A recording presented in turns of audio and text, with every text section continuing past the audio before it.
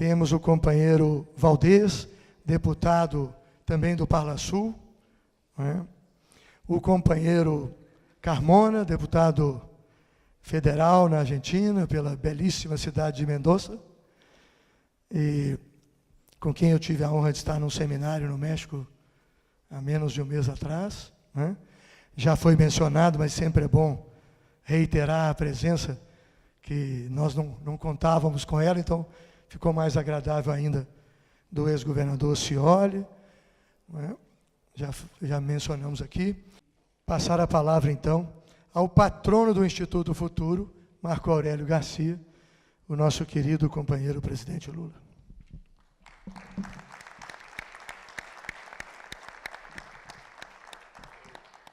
Bem, eu estava ouvindo vocês falarem e eu não vi ninguém explicitar o que nós queremos com o Instituto Futuro Marco Aurélio Garcia. Então, eu vou ler uma coisa que fala o que é o Instituto Marco Aurélio Garcia. A constituição do Instituto Futuro é uma iniciativa da UMET, universidade criada e mantida pelo movimento sindical argentino. O ex-ministro Luiz Dulce, ministro da Secretaria-Geral da Previdência no meu governo, será diretor da organização e o professor e jornalista argentino Martín Granowski será o coordenador executivo. O Instituto terá como foco o desenvolvimento compartilhado e a integração latino-americana e caribenha. Pretende discutir as políticas públicas, tanto dos governos populares como das administrações conservadoras, e promover uma profunda reflexão sobre os caminhos possíveis e desejáveis para o avanço da democracia, da integração e da justiça social em nosso continente. Quer fazê-lo junto com os dirigentes sindicais, com os líderes dos partidos políticos e movimentos sociais, com os acadêmicos, os estudantes, os intelectuais e artistas. Trata-se de avaliar o que fizeram de melhor os governos progressistas da região, com que obstáculos se defrontaram, quais foram as razões de seus êxitos e também de seus reveses. Quais são os benefícios atuais de nossas sociedades? Em que consiste hoje a questão democrática? O que pode aportar os movimentos feministas de luta pela igualdade racial e pelo direito à diversidade sexual, entre outras causas libertárias de crescente vigência na América Latina? Trata-se igualmente de compreender como estão se dando os novos pactos de poder conservador entre o grande capital, os meios de comunicação e os setores do judiciário. E quais são as reações dos nossos povos e de nossa tentativa de retrocesso histórico, nessas tentativas de retrocesso histórico que buscam cancelar os direitos sociais e políticos arduamente e historicamente conquistados. Bom, é esse o objetivo final do nosso Instituto, e eu fico feliz de ser patrono vivo, porque toda vez que eu vou num lugar que tem um patrono, ele já está morto. Normalmente é uma figura histórica, e eu me transformei aqui numa figura histórica viva, por isso eu sou o patrono. Olha, é importante, aqui tem alguns companheiros que viveram junto comigo a experiência talvez a mais exitosa na nossa querida América do Sul e na nossa querida América Latina. E por que eu digo o período mais exitoso? É porque, durante 500 anos, nós aprendemos a ser inimigos. O continente não foi forjado para que Brasil e os seus vizinhos, ou seus vizinhos e o Brasil, fossem amigos. Em toda a América Latina, houve a cultura da divisão entre nós, da inimizade entre nós. Eu estava lendo um livro de Getúlio Vargas, uma biografia de Getúlio, no mesmo tempo de Perón, e Perón insistia para que Getúlio fosse à Argentina, e o Getúlio não ia à Argentina porque tinha preocupação com Perón e tinha preocupação com o que os militares iam fazer aqui se ele fosse à Argentina. E certamente a preocupação dos militares brasileiros era para que Getúlio não seguisse as mesmas linhas que Perón seguia na Argentina. Depois, dando sequência em livros do período Perón, a gente percebe que o Perón, que era um herói argentino, junto com a Evita, um belo dia, a elite argentina resolveu transformá-lo em inimigo da Argentina, e depois o Perón, e depois o Getúlio Vargas. Ou seja, caíram os dois governantes que, no começo do século XX, foram os governos que mais conseguiram proporcionar política de desenvolvimento industrial e política de inclusão social na nossa querida América Latina. Pois bem, eu tive o prazer, junto com o Celso e junto com Tayana, de viver o período no Chile, de Lagos e Michelle Bachelet. Eu tive o prazer de viver na Argentina um primeiro ano com Dualde. E eu não sei se eu já contei para os argentinos, quando eu ganhei as eleições, o nosso enfrentamento com a ALCA começou quando decidimos que o primeiro país que iríamos visitar era a Argentina e o segundo país era o Chile. A gente queria demonstrar que nós iríamos mudar a política do Brasil para a América do Sul. E eu lembro que na Argentina, conversando com Dualde, eu perguntei, Dualde, quem será o futuro presidente da Argentina? Tinha concorrendo às eleições o Menem, estava concorrendo às eleições o Reutemann, um corredor de coche, que foi campeão do mundo, se não me falha a memória. Não foi? Não foi. Bom, ainda bem. Senão seria presidente. Então, e Dualde falou, Lula, ele presidente será um homem que não conhece Buenos Aires. Ele é governador de Santa Cruz. Ele companheiro Kirchner. Eu nunca tinha ouvido falar em Kirchner. E pouco tempo depois, Dualde chega no Palácio do Planalto, em Brasília, com o Kirchner, para a gente sacar uma foto. Eu era muito mais bonito que Kirchner, e eu falei, vou emprestar um prestígio de uma beleza humana para o Kirchner. E aí nasceu uma amizade extraordinária, e Tayana se lembra, junto com o Celso, de um encontro histórico em Nova York, numa divergência Lula e Kirchner, Kirchner, Lula, Brasil, Argentina, Argentina e Brasil, que nós sentamos numa mesa, tiramos as nossas diferenças e a partir daquele instante não houve nunca mais nenhum problema. E depois do Kirchner, a companheira Cristina.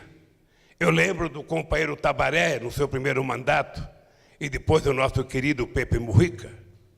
Eu lembro do companheiro conservador do partido do Uruguai, do Paraguai, do Nicanor Duarte. Colorado, o Nicanor não era um homem progressista, não era um homem de esquerda, mas era um homem que tinha solidariedade junto conosco na construção de uma América Latina mais sólida, mais coesa. E depois dele o companheiro Lugo, que era um homem de esquerda, e que aconteceu o que aconteceu com ele. Eu lembro do companheiro Evo Morales.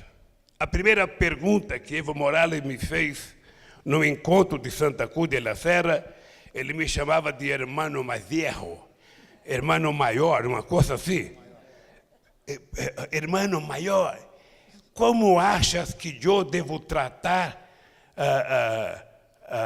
o governo que quer falar comigo? Era o Mesa na época, não? Era o Mesa. Eu dizia, ô Evo, você tem que tratar o governo exatamente como você quer que eles te tratem quando você ganhar as eleições. Se você quiser ser respeitado quando governar, você respeite eles agora. Eu lembro do companheiro Rafael, do Equador, grande Rafael, jovem economista impetuoso, sabe? Companheiro que teve um papel importante. Eu lembro do companheiro Chaves, que todos nós aqui guardamos uma imensa saudade de um homem que a somatória de erros e defeitos fazem dele muito mais virtude do que defeito. Lembro da minha relação de amizade com o companheiro Maduro, para lembrar que Maduro não tem a eloquência e o charme do Chaves, mas a gente não pode permitir que qualquer que seja o erro que o Maduro tenha cometido, ou que venha cometer, permita que um presidente americano diga que vai utilizar forças para poder derrubar. Nós temos que dizer que a autodeterminação dos povos é uma coisa que nós aprendemos a defender. E nós queremos que o Maduro acerte, que faça as coisas certas, que governe bem. Ao invés do Trump falar que vai usar armas, deveria propor ao mundo a criação do grupo de amigos que nós propusemos ao companheiro Chaves no dia 20 e 21 de janeiro de 2003 para resolver a crise da Venezuela. Ou fazer como a Unasul fez na crise da Bolívia, em que a Unasul resolveu uma crise que parecia não ter fim. Então, o seu Trump, ele precisa aprender de uma vez por todas que a gente não resolve conflitos políticos com armas. A gente resolve conflitos políticos com diálogo, com conversa, com acordos. E se ele não sabe fazer, nós aqui na América Latina poderemos ensiná-lo como construir a paz no nosso continente. Porque não tem lugar nenhum do mundo que tenha mantido a paz que nós mantivemos durante do ano 2000 até 2015. Foi o ano que a gente construiu a Unasul, foi a época que a gente construiu a CELAC, foi a época que a gente construiu o Conselho de Defesa da América do Sul, foi a época que nós construímos e não terminamos a ideia da criação do Banco do Sul. Foi a época que nós consolidamos o Mercosul na nossa região. Foi a época que nós criamos a integração da América do Sul com a África. Foi a época que fizemos a primeira reunião entre a América do Sul e os países árabes. Foi a época que criamos os BRICS. Foi a época que criamos o IPSA, Brasil, África do Sul e Índia. Foi a época que nós participamos do G20 discutindo saída para a economia mundial. Então, se tem uma coisa que a América Latina pode ensinar, é que nós gostamos de paz. Queremos viver em paz. E temos consciência que nenhuma guerra ajuda nenhum país da América Latina ou da América do Sul a ser melhor do que está sendo agora. Eu lembro, companheiros e companheiras, e queria dizer uma coisa para vocês. A integração da América do Sul, a relação nossa com países africanos, a relação nossa com países do Oriente Médio, com países pobres asiáticos, necessita de muita vontade política. Porque nesse mundo de hoje, ninguém quer se relacionar com países pobres. Nenhum país tem interesse de ter amizade com um país pobre.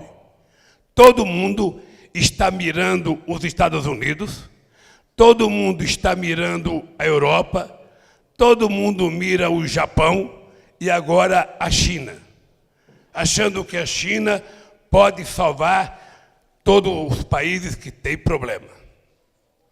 E nós aprendemos aqui na América do Sul. Eu acho que foi bom para a Argentina, foi bom para o Brasil, foi bom para o Uruguai, foi bom para o Paraguai, que se os governos e os povos da América Latina se entenderem, a chance de nós melhorar as condições de vida do nosso povo é muito maior. É só a gente pegar qual era a relação comercial entre Brasil e Argentina em 2002 e pegar qual era a relação comercial entre Brasil e Argentina em 2010. Pegar Brasil e Uruguai em 2002 e pegar Brasil e Uruguai em 2010. Pegar Brasil e América do Sul em 2002 e pegar toda a América do Sul em 2010. Nós vamos perceber que nós crescemos infinitamente mais, que os trabalhadores melhoraram de vida, que os trabalhadores ganharam mais, sabe, de todo o continente. Veja, querido Renato Rabelo, a Bolívia, que era um país pequeno, que era um país que a norma política da época não dava nenhuma importância, vive hoje o seu mais longo período de paz e o mais longo período de um governo eleito democraticamente.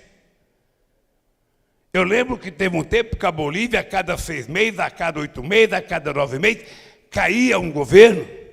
Eu lembro que na Argentina, logo depois da eleição de la Rúa, ninguém queria ser presidente da Argentina.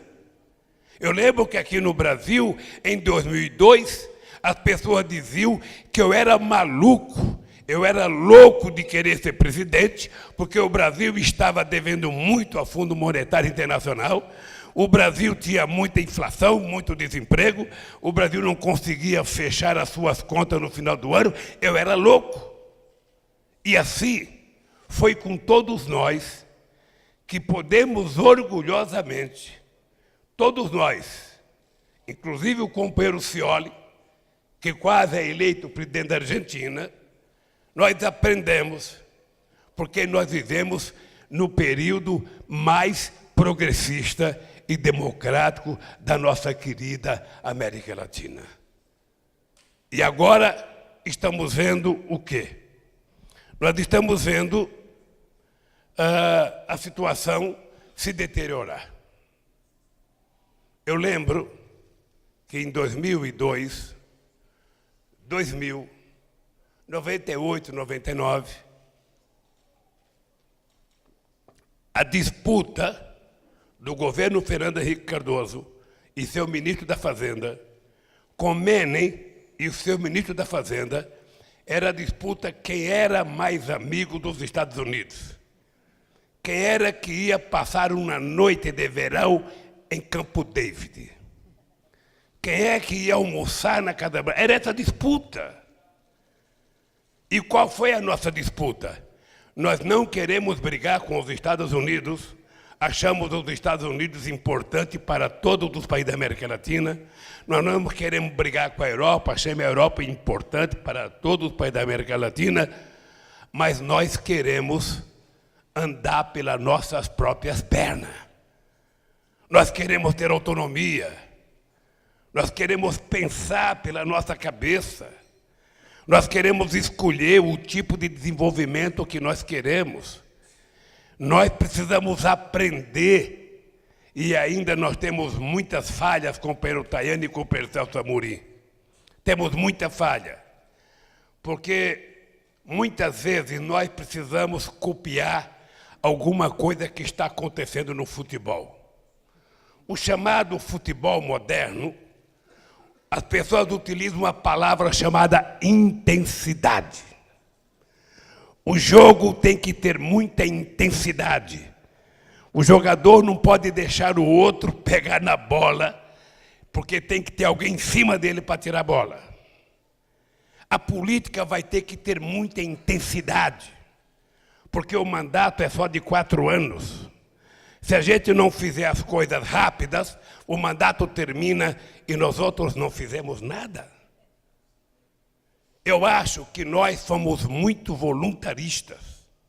Nós deixamos de criar instituições multilaterais que poderiam estar garantindo muitas coisas que nós fizemos nos nossos 12 anos de governo, dos partidos progressistas da América Latina. Nós poderíamos ter confirmado. Por que nós não consolidamos o Banco do Sul? Por que nós não criamos o Conselho Nacional de Política ao Narcotráfico?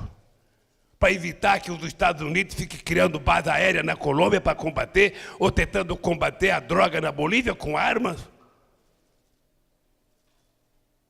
Ou com dinheiro?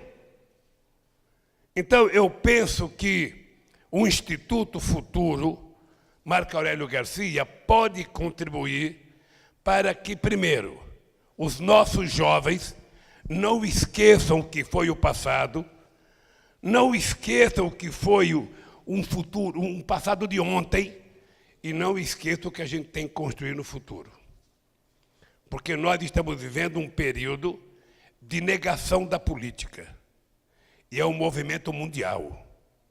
Não é um movimento que envolve apenas alguns países, é um movimento mundial. Essa semana, nos Estados Unidos, houve uma manifestação de neonazistas. E era muita gente. Ou seja, e na hora que as pessoas começam a negar a política, na hora que as pessoas começam a dizer que a política não vale nada, que é preciso criar outro instrumento, que outro instrumento existe para negar, para fazer política, para a governança? Na hora que começa a negar o movimento sindical, as instituições de organização dos trabalhadores, aonde é que nós vamos? A quem interessa enfraquecer os sindicatos? A quem interessa a inexistência de um movimento social forte? A quem interessa a despolitização da sociedade? Certamente não é aos setores de esquerda da América Latina. Não é aos setores progressistas da sociedade.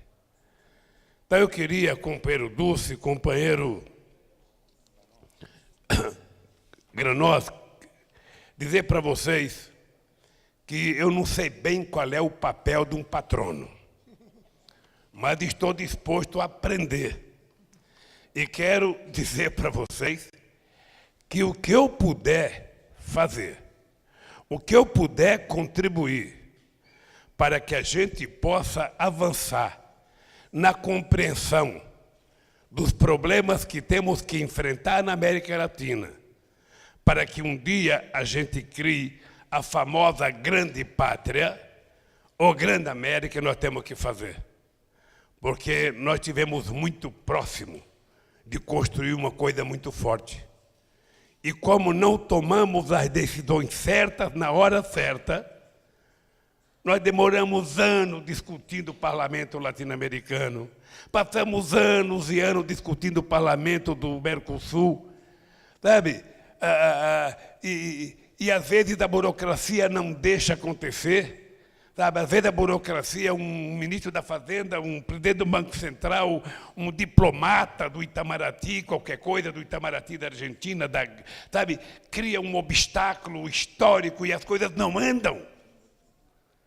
Então eu penso, Dulce, que o Instituto ele pode fazer, do ponto de vista da orientação, do ponto de vista da reflexão e do ponto de vista da participação, aquilo que nós, nos governos, não conseguimos fazer.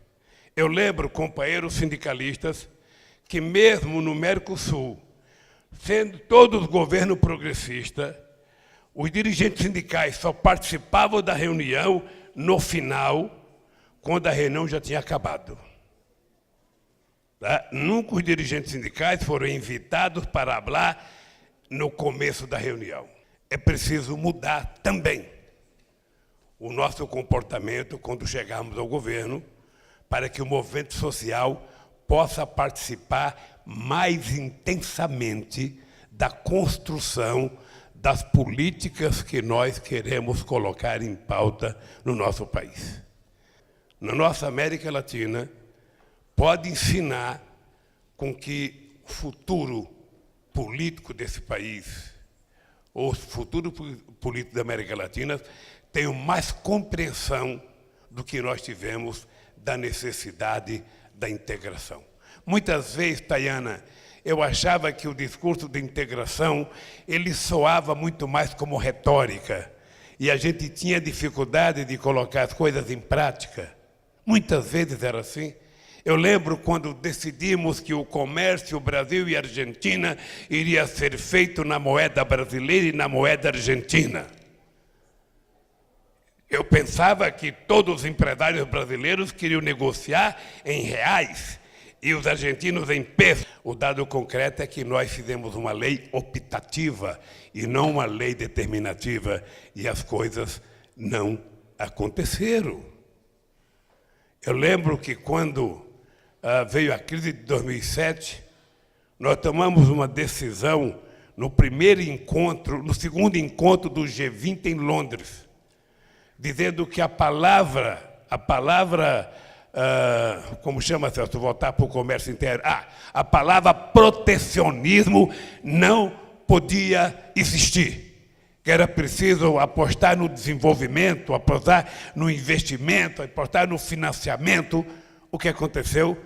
Todos os países ricos adotaram a política do protecionismo, e eu penso que um instituto pode ajudar numa reflexão mais profunda, sabe, sobre a nossa querida América Latina, porque está tudo mais difícil. Eu posso dizer para vocês que aqui no Brasil está tudo muito difícil.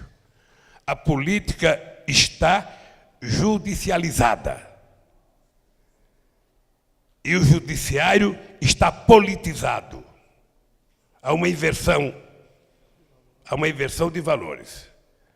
E se os políticos não tomarem conta, não voltarem a fazer política e não assumirem a sua responsabilidade, nós não temos solução técnica. A solução é política. A solução não é no judiciário, a solução é política. Então, nós outros, através do Instituto del Futuro, Marco Aurélio Garcia, precisamos criar novos e mais competentes políticos para dirigir a América Latina. Aqui precisava ter uma champanhe agora para estourar e considerado inaugurado o Instituto Futuro Marco Aurélio Garcia. Um abraço, querido, e obrigado pela presença de todos vocês.